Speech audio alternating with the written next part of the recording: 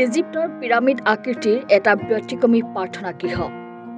ৰাজ্যৰ লগতে উত্তৰ পূৰ্বাঞ্চলৰ ভিতৰত ব্যতিক্ৰম হিচাপে চিহ্নিত হৈছে এইটো প্ৰাৰ্থনা গৃহ উত্তৰ গুৱাহাটীৰ ডেকাবাৰীত নিৰ্মাণ কৰা হৈছে এই বিশাল প্ৰাৰ্থনা গৃহটো 2 মাৰ্চত মুকলি হ'ব এই বিশাল প্ৰাৰ্থনা গৃহটো মুখ্যমন্ত্ৰী ডক্টৰ হিমন্ত বিশ্ব শৰ্মাক আমন্ত্ৰণ জনোৱা হৈছে প্ৰাৰ্থনা গৃহটো মুকলি কৰিবলৈ প্ৰজাপিতা ব্ৰহ্মকুমাৰীৰ উদ্যোগত নিৰ্মাণ হোৱা এই বিশেষ প্ৰাৰ্থনা গৃহটো উদ্বোধনৰ পিছত সকলোৰে বাবে মুকলি হৈ থাকিব 130 গৰাকী লোকে একেলগে কৰিব পাৰিব যোগ সাধনা সম্পূৰ্ণ বিজ্ঞানসন্মতভাৱে নিৰ্মিত প্ৰাৰ্থনা গৃহটোৰ অন্তৰ্ভাগত কৰা হৈছে বিশেষ আলোকসজ্জা যোগ সাধনাৰ সময়ত বাহিৰৰ কোনো শব্দৰ প্ৰৱেশ নহয় এইটো প্ৰাৰ্থনা গৃহৰ ভিতৰত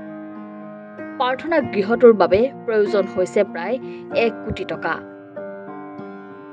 2 বছৰত সম্পূৰ্ণ হৈ উঠিছে এইটো প্ৰাৰ্থনা গৃহৰ কাম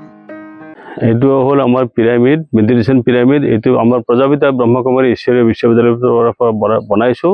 আৰু এইটো আমাৰ নৰ্থ ইষ্টৰ ভিতৰত প্ৰথম আছে আৰু এইটো আমি একেনে কৰা গৈছে যে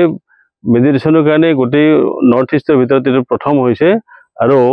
এইটোৰ আকাৰটো মোটামুটি 43 ফিট আছে চাৰিওফালৰ পৰা আৰু ত্ৰিভুজ আকাৰত চাৰিওফালে ৱাল আছে আৰু এইটো ভিতৰত মোটামুটি 130 জন মান ব্যক্তিয়ে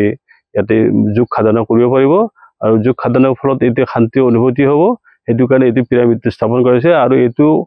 অৱস্থিত হৈছে আমাৰ উত্তৰ গুৱাহাটীৰ ডেকাবাৰী বুলি কয় এইখিনি জায়গাত এই ডেকাবাৰী আমাৰ এইটো আমি ধৰক আজি 4 বছৰৰ পৰা এইটো কামত আমি ব্যস্ত হৈ আছো এইটো কামতে